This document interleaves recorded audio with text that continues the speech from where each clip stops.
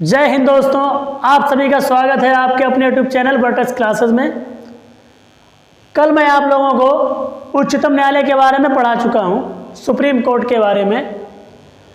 उससे जुड़े हुए सभी टॉपिक्स क्लियर हो चुके हैं, सभी पॉइंट्स क्लियर हो चुके हैं। आज देखिए, उच्चतम न्यायालय जो है उसकी बाद में उसके जो अधीन न्यायालय होता है वो होता है उच्च न्यायालय। ये बात तो आप लोगों को पता ही होगी। लेकिन उच्च न्यायालय के बारे में पढ़ने से पहले हम लोग राज्य की कार्यपालिका के बारे में पढ़ेंगे। इससे पहले हम लोग केंद्र की कार्यपालिका के बारे में पढ़ चुके हैं। आज हम लोग राज्य की कार्यपालिका के बारे में पढ़ेंगे, राज्यपाल के बारे में, मुख्यमंत्री के बारे में, राज्य के महाधिवक्ता के बारे में।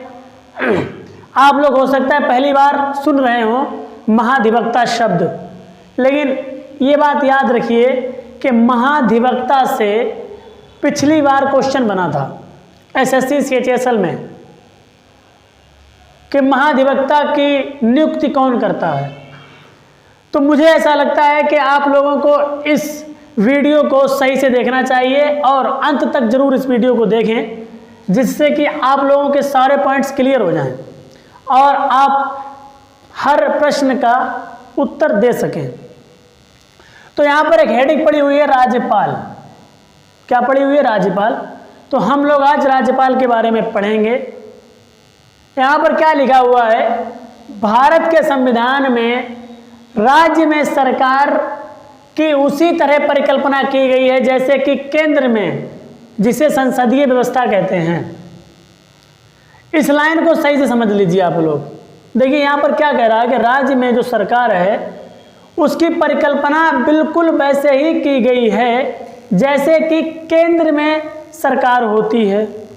जिस प्रकार की सरकार चलाने की व्यवस्था केंद्र में होती है, उसी प्रकार से सरकार चलाने की व्यवस्था राज्य में भी होती है। केंद्र में भी संसद होती है, पार्लियामेंट होती है, इसी प्रकार से राज्य में भी संसद होती है। इसीलिए इन दोनों, केंद्र व्यवस्था और राज्य व्यवस्था, दोनों जगह संसदीय व्यवस्था है। कैसी व्यवस्था है? संसदीय। ठीक है। तो अगर क्वेश्चन ये बन जाए कि भारत में सरकार की किस प्रकार की व्यवस्था है, तो उसका आंसर होगा संसदीय व्यवस्था। और ये व्यवस्था सिर्फ केंद्र स्तर पर नहीं बल्कि राज्यों में भी यही व्यवस्था है। राज्यों में भी संसदीय व्यवस्था है। अब हम लोग आगे चलते हैं और राज्यपाल से जुड़े हुए अनुच्छेद को समझ लेते हैं। ये हमारा दूसरा पॉइंट लिखा हुआ है यहाँ पर। आप लोग चाहें तो स्क्रीनशॉट ले लें या अपनी नोटबुक पर नोट कर लें। दूसरा पॉइंट क्या लिखा हुआ है? संविधान के छठे भाग के अनुच्छेद 153, आपको दिख रहा होगा, अनुच्छेद 153 से 167 में राज्य की कार्यपालिका के बारे में बताया गया है। ये लाइन आप लोग समझ गए होंगे। कार्यपालिका, देखिए संविधान के छठे भाग में अनुच्छेद 153 से लेकर 167 तक में राज्य की कार्यपालिका, मतलब राज्य में सरकार कैसे चलेगी, इसके बारे में बताया गया है। अब यहाँ पर क्या लिखा हुआ है कि राज्य की कार्यपालिका में शामिल हैं राज्यपाल, मुख्यमंत्री, महाधिवक्ता। ठीक है। तो जो राज्य की कार्यपालिका है इसमें ये लोग शामिल हैं। इसी प्रकार से केंद्र की भी कार्यपालिका होती है, जिसके बारे में मैंने अभी नहीं पढ़ाया है। इससे पहले क्लास में मैं पढ़ा चुका हूँ, लेकिन अब मुझे उसके बारे में भी दोबारा पढ़ाना पड़ेगा यूट्यूब पर। तो देखिए, केंद्र में भी कार्यपालिका होती है जिसमें राष्ट्रपति होते हैं, राज्यसभा, लोकसभा, और उसके बाद में महान्यायवादी, भारत के महान्यायवादी, जो कि आर्टिकल 76 में है। ठीक है। उससे जुड़े प्रश्न भी आ जाते हैं। उसी प्रकार से, जिस प्रकार से केंद्र में कार्यपालिका है, उसी प्रकार से राज्य की भी कार्यपालिका है। तो केंद्र की कार्यपालिका में राष्ट्रपति, प्रधानमंत्री और लोकसभा, राज्यसभा ये सब शामिल है। इसी प्रकार से राज्य की कार्यपालिका में राज्यपाल, मुख्यमंत्री और महाधिवक्ता शामिल हैं। ठीक है। अब यहाँ पर एक बात आप लोगों को पता ही होगी, पहले ही पता होगी कि मुख्यमंत्री की नियुक्ति राज्यपाल करता है। मुख्यमंत्री की नियुक्ति कौन करता है? राज्यपाल। और महाधिवक्ता जो है, राज्य के महाधिवक्ता, इनकी भी नियुक्ति राज्यपाल ही करता है। तो ये बात आप लोग समझ गए होंगे। अब देखिए हेडिंग यहाँ पर क्या पड़ी हुई है, राज्यपाल का निर्वाचन। राज्यपाल का निर्वाचन कैसे होता है? तो यहाँ पर एक लाइन लिखी हुई है कि राष्ट्रपति की मोहर लगे आज्ञा पत्र द्वारा राज्यपाल का निर्वाचन होता है। इस लाइन से पहले मैं आपको एक बात बता दूं कि राज्यपाल का निर्वाचन ना तो जनता द्वारा सीधे होता है, मतलब ना तो जनता अपना वोट देकर राज्यपाल का निर्वाचन करती। निर्वाचन का मतलब चुनाव, मतलब उसको चुनना। ठीक है। तो ना तो वोट पड़ते हैं राज्यपाल के लिए, मतलब जनता जो है वो अपना वोट देकर राज्यपाल को नियुक्त नहीं करती है, ना इसके अलावा अप्रत्यक्ष रूप से इसको चुना जाता है, बल्कि इसको चुनने के लिए राष्ट्रपति का आज्ञा पत्र चाहिए होता है। क्या चाहिए होता है? राष्ट्रपति का आज्ञा पत्र। राष्ट्रपति की मोहर लगे आज्ञा पत्र के द्वारा राज्यपाल की नियुक्ति होती है। एक बार फिर से इस लाइन को रिपीट कर लें, राष्ट्रपति की मोहर लगे आज्ञा पत्र के द्वारा राज्यपाल की नियुक्ति होती है। अब देखिए शर्तें क्या होती हैं। शर्तें ये होती हैं कि वह किसी भी सदन का सदस्य नहीं होना चाहिए, किसी भी संसद का सदस्य नहीं होना चाहिए। उसके बाद में यहाँ पर एक लाइन लिखी हुई है कि 2018 में राज्यपाल का वेतन 1.10 लाख से 3.20 लाख कर दी गई। तो अगर ये प्रश्न पूछ लिया जाता है कि राज्यपाल को एक महीने में कितना वेतन मिलता है, मतलब प्रति माह कितना वेतन मिलता है, तो उसका उत्तर आप लोग ये दे सकते हैं कि 2018 से पहले, ये 2018 क्या सन है, 2018 अभी गुजरी हुई है, लगभग 4-5 साल पहले। 2018 से पहले राज्यपाल को प्रति माह 1.10 लाख रुपए मिलते थे। उसके बाद में 2018 के बाद में 3.20 लाख, मतलब 3,20,000 रुपए मिलने लगे। तो 2018 में इसकी सैलरी को बढ़ा दिया गया। तो अगर इसके वेतन से संबंधित क्वेश्चन आता है तो आप लोग उसका भी आसानी से उत्तर दे सकते हैं। अगला पॉइंट यहाँ पर क्या लिखा हुआ है कि राष्ट्रपति एक राज्यपाल के बचे कार्यकाल को स्थानांतरित कर सकता है।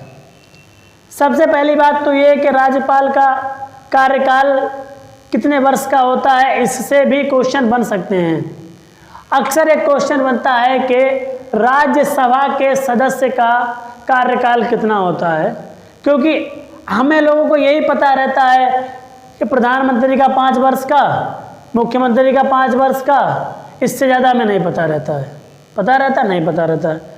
तो ये बात भी समझ लीजिए कि जो हमारी संसद है, पार्लियामेंट है जो दिल्ली की, जो मतलब केंद्र की संसद है, उसमें एक सदन है राज्यसभा सदन। उस राज्यसभा सदन के जो सदस्य होते हैं उनका कार्यकाल 5 वर्ष नहीं होता है बल्कि 6 वर्ष होता है। ये क्वेश्चन अक्सर पूछा जाता है, ज़्यादातर पूछा जाता है। मैंने भी एक बार एग्जाम दिया था, उसमें ये क्वेश्चन पूछा गया था।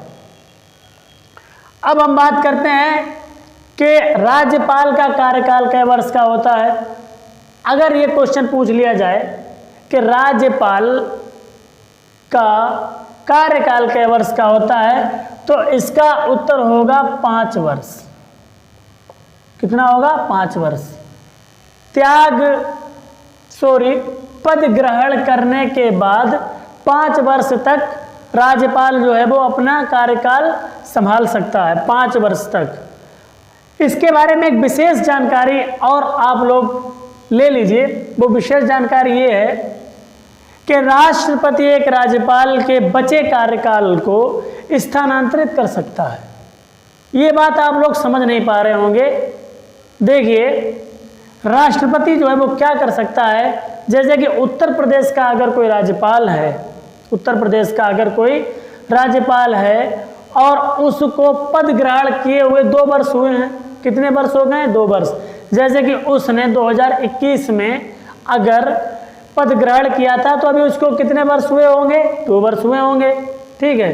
अब उसका कार्यकाल बचा कितने वर्ष का है? तो 3 वर्ष का बचा है। कितने वर्ष का? अब 3 वर्ष का बचा है। तो ऐसी स्थिति में राष्ट्रपति के पास ये अधिकार है कि वो राज्यपाल के बचे हुए कार्यकाल को दूसरे राज्य में स्थानांतरित कर दे। मतलब राज्यपाल से ये कह दे कि आप उत्तर प्रदेश में नहीं, अब आप मध्य प्रदेश में राज्यपाल रहेंगे। तो 2 साल तो वो उत्तर प्रदेश में अपना कार्यकाल संभालेगा और 3 साल वो मध्य प्रदेश में संभालेगा। तो ये अधिकार राष्ट्रपति के पास होता है कि वो राज्यपाल के कार्यकाल को स्थानांतरित कर सकता है।